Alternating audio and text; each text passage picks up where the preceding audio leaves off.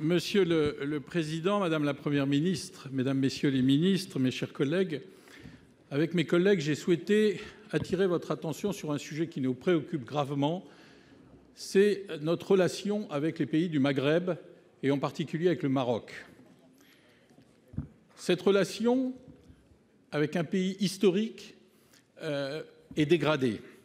Nous y étions il y a peu avec le président Cambon et une délégation du groupe d'amitié et nous avons pu mesurer l'état de dégradation de la relation entre la France et le Maroc. Nous ne sommes pas reçus au Parlement, dans les ministères, on est reçus dans les partis ou à domicile, même si c'est chaleureux.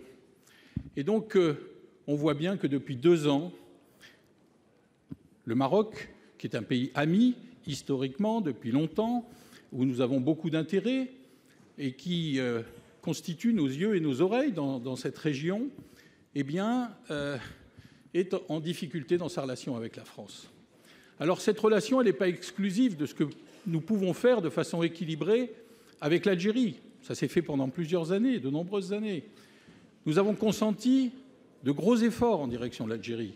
Le président de la République s'y est rendu. Peu de temps après, Madame la Première ministre, vous y êtes allée avec une grande délégation.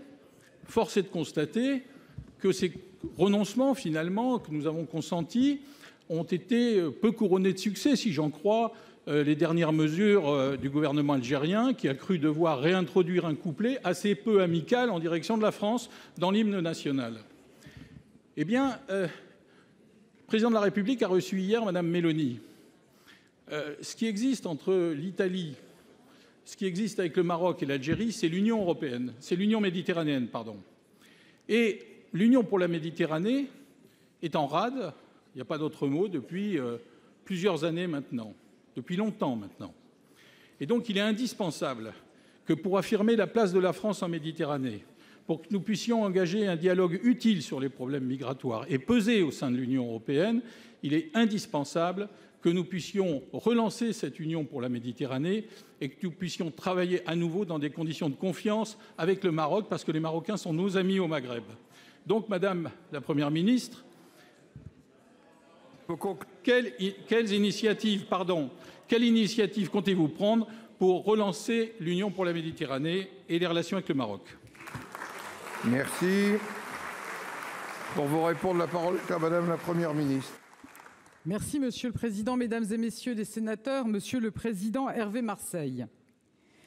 La France a une relation très riche, une histoire partagée et des liens humains particulièrement étroits avec le Maroc comme avec l'Algérie. Une histoire de cette intensité n'est jamais dépassionnée. Et je veux le redire, nous avons un objectif clair, développer et approfondir nos liens dans le respect mutuel avec chacun des 2 pays. Avec l'Algérie, nous continuons à travailler dans l'esprit de la déclaration d'Alger pour un partenariat renouvelé entre la France et l'Algérie. Vous l'avez dit, je me suis moi-même rendue à Alger en octobre 2022, quelques semaines après la visite du président de la République, pour coprésider le comité intergouvernemental de haut niveau. Les 2 présidents de la République échangent de façon très régulière.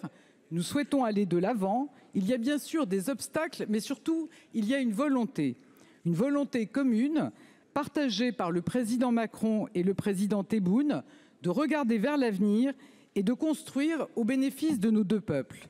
Nous restons bien évidemment vigilants, notamment dans le domaine migratoire. Nous avons sur ce sujet un dialogue exigeant, en particulier sur la réadmission des ressortissants algériens en situation irrégulière. Avec le Maroc, nos liens sont très forts, qu'ils soient humains, économiques ou culturels. La relation franco-marocaine, ce sont par exemple plus de 46 000 étudiants marocains en France, 46 000 élèves dans les établissements français au Maroc et plus de 1 000 filiales d'entreprises françaises. La ministre de l'Europe et des Affaires étrangères, Catherine Colonna, s'est rendue au Maroc en décembre dernier pour une visite très positive.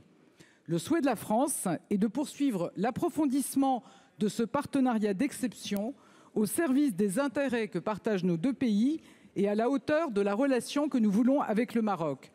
Et vous avez raison, Monsieur le Président Marseille, l'avenir de nos relations avec l'Algérie et le Maroc, comme avec la Tunisie, s'inscrit plus largement dans notre politique pour la Méditerranée.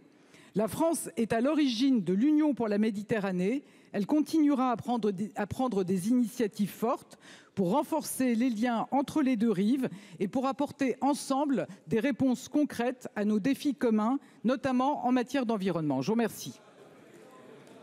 La parole est à notre collègue Cathy Apourceau-Poly pour le groupe communiste républicain citoyen et écologiste.